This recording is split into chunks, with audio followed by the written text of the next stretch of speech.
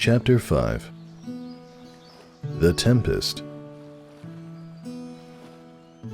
O Aeolus, for to thee the Princess of Heaven the power of tempests and of winds has given. Thy force alone their fury can restrain, and smooth the waves, or swell the troubled main. Virgil, the Aeneid.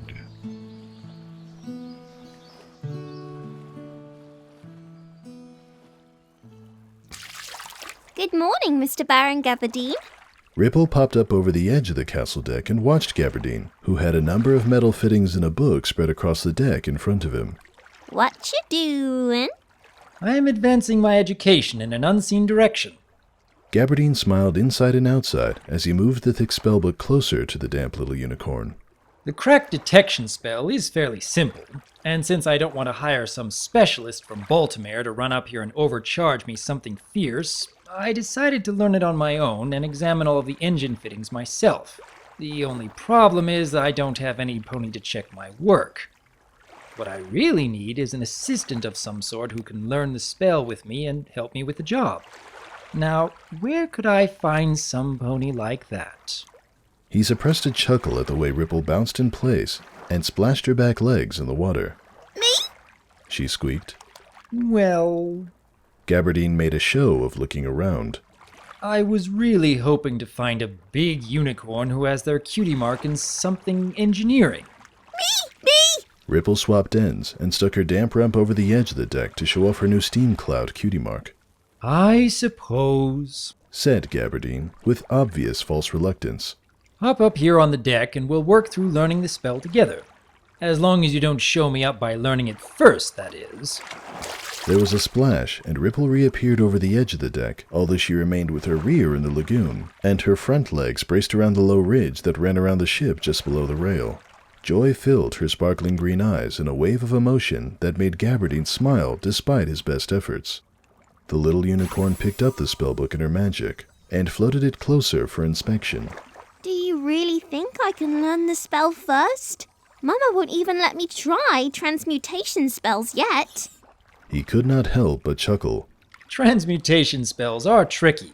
The crack detection spell is just a sound spell that vibrates the part like this.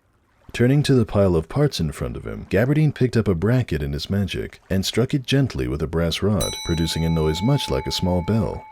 A second part produced much the same sound, but a third, a complicated brass fitting with a small hole in it, produced nothing but a dull thunk. Wow, Said Ripple. that's awesome! That's only the first part of the process. Said Gaberdine. Without the spell to test the parts in place, we would need to disassemble the entire engine, and that could take a month or two, provided we could even get it all taken apart by ourselves. Ripple frowned. I would think putting it all back together would be the hard part. Au contraire, my brilliant little filly. Gaberdine turned slightly and pointed to his own cutie mark of a puzzle piece. I have yet to find a puzzle so complicated that I can't put it together. Spells, however... He shifted the spellbook to one side and plunked down on the deck, fairly close to Ripple, so they both could read. Let's see how this works.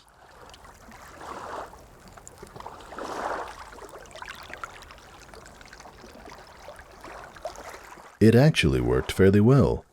Ripple turned out to be quite bright for her apparent age, and followed along with the theory and practice of the spell at nearly the same speed as Gaberdine. To be honest, he always had problems with acoustic spells, but it was still a little humbling to find himself putting greater effort into the learning process, due to a small filly having reached the end of the page and splashing her hindquarters in the lagoon while impatiently waiting for the next paragraph. After a few hours of work, Sen came by with a light lunch by Earth Pony standards, a few daisy daffodil sandwiches, a collection of apples and oranges, a few rolls with jam, and some piping hot hay fries right out of the galley. The little unicorn filly remained at her place on the edge of the deck, politely minding her table manners as if she were at a formal dinner with a princess, instead of just leaning over the deck of a shabby broken steamship with a wannabe baron. Gaberdine contented himself with one of the apples and a sandwich, while Sen settled down right on the deck alongside them, in what would have been a frightful violation of class separation in Canterlot, but here seemed only natural. He was on good terms with the reclusive little filly, inquiring about the health of her mother and other relatives, as well as promising to purchase the latest Quacker's storybook that was supposed to be released in a few weeks. By the time lunch was over, the thick clouds overhead made Gaberdine decide not to expand their class through the afternoon, but instead help Sen tidy up the ship and get it ready for the storm due that night. After Ripple used her magic to stack up her empty plates and grab an orange for later, she vanished off into the lagoon with a quiet splash, while Gaberdine carried the lunch plates to the galley for cleaning. Sen seemed to be in a quiet mood, but as they put the plates in the sink and added some tepid but clean water, the servant finally asked the question that seemed to be bothering him. Sir, have you noticed anything unusual about Ripple? Not really. Admitted Gaberdine. She's a very bright little unicorn filly, but other than that, well, and the fact she never comes up on the deck and likes to splash her hind legs in the water all the time, she spends so much time in the lagoon. I was starting to think she's a... He paused, then glanced over at Sen, who was scrubbing away at the lunch dishes with an unusual intensity. Sen? Is she a sea pony? Sir, said the elderly servant, putting a dish into the rinse water. that is a river out there. Seaponies live in the sea. Well, yes, I know that, said Gaberdine, with a downward twist to his lips and a growing regret for his terse words on their first day in Castle Paradise. I apologize for treating you so casually, Sen. It's just... sea ponies? Oh, refugees for the most part. Sen passed Gaberdine a dry towel, which he took as a cue to begin drying the dishes and stacking them back in the cabinet. They've all lost a father or husband in some sort of war that cropped up about a decade ago and hasn't really died down yet. Every once in a while a new one shows up or an old one goes back home. The old baron, he charged them a little for their safe refuge and paid them quite a bit more for helping put snag and stump warnings in the river channel. We ain't lost a barge at all since they started doing that. Insurance rates are way down and all it costs us is a few bits and some food for special occasions. Sea ponies? Gaberdine dried a few more dishes and put them away while thinking. So, Pearl is a sea pony too? Reckon so, said Sen, pulling the drain and emptying the sink. Ripple said you invited her and the family to dinner tomorrow night. Well, yes, but... Gaberdine paused and thought. Sea ponies? I had always thought of them as a myth. More like a miss, sir. There aren't but a few males who ever come this far upriver. Skittish as the dickens. I'm surprised that Ripple's mother even set hoof on board the castle with some new pony in charge here. She's one of the braver ones, but it took nigh onto a year before she would even swim up to the side of the castle, and I ain't never seen her set hoof on deck before. Sea ponies? Huh. Gaberdine wiped his hooves off and folded the towel. Well, I guess I'll find out more tomorrow at dinner. Do you need anything before I head into Gravel Flats this afternoon? You did reserve a room for me on land for the storm, right? Yes, sir. Miss Shutters over at the cozy stable sets a fine table. You enjoy yourself in town, and I'll keep the castle above water till you get back, sir. Gaberdine paused at the doorway and shook his head. No. On second thought, I found out yesterday how dangerous it can be on board the ship without some pony to watch your back. The storm will only make things worse. Since this seems to be a fairly safe harborage, I'll stay in my cabin tonight, just in case the storm gives you any problem. Sen actually seemed a little flustered by the offer. Very well, sir. Thank you. If you want to come with me while I make my rounds, we should be able to get everything tied down and all ship shape before the first raindrop falls. Guess there's more river water in your blood than I expected.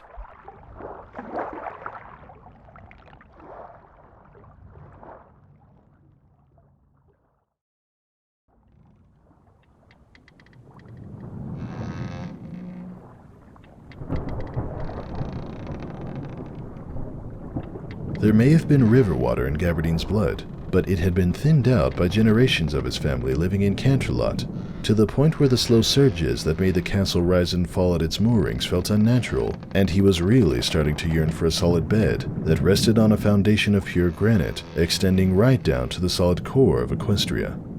The cottonwood trees surrounding the lagoon cut the gusty wind down to a low roar, although Gaberdine could not help but think about the tendency for cottonwood to splinter and break during a storm, and fret about the number of branches which could conceivably be blown onto the castle in the middle of the night. As he remained curled up on his bed with a spellbook, Gaberdine considered how this was a different experience than the storms of Canterlot, relatively tame things that would have angry unicorns shouting at the weather patrol if a single shingle or burnt house was blown away. The country weather patrol seemed to be enjoying putting on a show this evening. The brilliant flashes of lightning that lit the night felt a little like a rural concert, with the rumbling aftershocks that blended together into a subsonic sensation that was felt in the chest more than heard, intermixed with brilliant flashes and stentorian crashes of nearer acoustic releases. It made studying the crack detection spell a very difficult proposition, what with such an interesting distraction. While reading in bed, he had left the door to the corridor open in order to hear Sen in the event the elderly earth pony called out for anything in the night. But instead of his strong tenor, the sounds of scratching duck feet were heard. In a few moments, Podunk and his little family of 3 wet pin-feathered ducklings waddled through his bedroom door and vanished under the bed, just as casually as if it were their normal hiding spot from bad weather. Note: mop and clean under the bed tomorrow to get rid of any duck poo and find some sort of storm shelter for Ripple's pet that doesn't involve my bed. He had just given up trying to study any more about the crack detection spell and floated the book back onto the shelf when a particularly loud crash of thunder nearly made him jump out of his sheets. Grimacing at the noise and suspecting a sleepless night awaited, Gaberdine curled up under his covers in an attempt at slumber when a second deafening crash elicited a sharp gasp and some slithery flopping out in the hallway. Podunk, are you in here? The quavering voice and the rhythmic flap, flap, flap of something wet and soft plopping down the hallway made Gaberdine's heart hammer momentarily before common sense reminded him that Ripple was a sea pony, and as such had whatever sea ponies had instead of hooves. He's safe, Ripple, he called out. He's hiding under the bed with the family. A brilliant sheet of lightning sliced across the distant sky, illuminating the worried little unicorn sea pony who poked her head into his bedroom. Are you sure, Mr. Baron Gabby? The thunder frightens.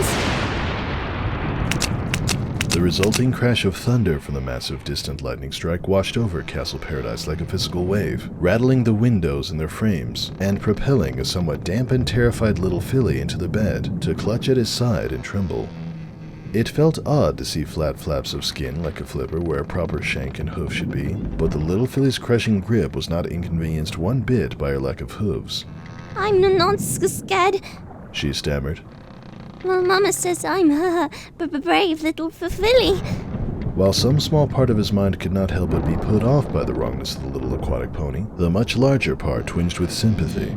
As odd as she was to his Canterlot perceptions, she was still just a frightened little filly, and deserved sympathy, not pity.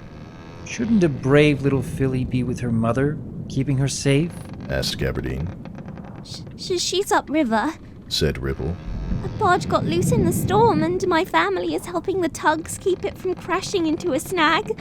The little unicorn sea pony tunneled deeper into the blanket with a deep sniff. I always used to hide in Mr. Baron Miller's bed whenever we had storms before, when it was empty. I can go back to my nest if you want. Gaberdine considered the offer for a brief moment. There was no way he could be helpful with a barge rescue effort, even if he could find the place in the driving rain. It was a frustrating sensation of helplessness to think of Ripple's mother and her family endangering their lives while he was safe and warm here, but at least he could provide comfort for the one left behind. Ripple did have the distinct odor of river water about her, and his mind had still not completely wrapped around the concept of ponies with flippers or fins. However, he remembered far too well his own foalhood when the relatively mild Canterlot storms would blow and he would sneak down the hall to crawl into Father's bed. The big stallion would scoot off to one side of his bed so his little son could climb up and sleep without kicking him, and the two of them would lay there and listen to the rain, mixed with Mother's snoring from the next bed over. And when Celestia raised the morning sun, he would awaken to the scent of hot cakes and fresh fruit, which made the foolish embarrassment of hiding from the storm somehow bearable. Floating down an additional blanket for Ripple, Gaberdine scooted over so the little filly could have a place to curl up into a nest of her own, tucking the blanket around her with his magic once she had gotten situated. She must have been exhausted. because she put her head down and was snoring before he was done, and remained almost motionless while he just laid there and listened to the thunder and the rain. It could have been hours later when the idea occurred to him, just laying in the darkness with only the sound of the storm and Ripple's quiet snores for company.